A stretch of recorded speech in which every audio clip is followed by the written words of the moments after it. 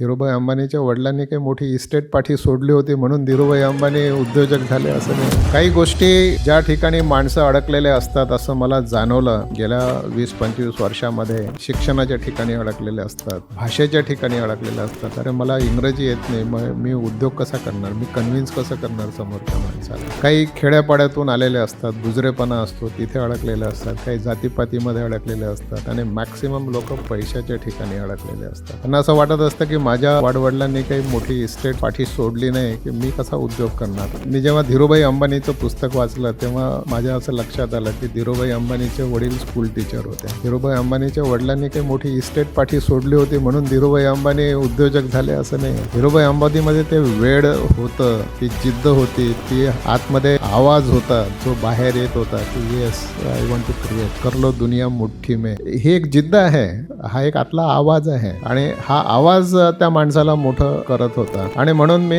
ते पुस्तक लिहिण्याचा प्रयत्न केला की उद्योग तुमचा, पैसा दुसऱ्याचा.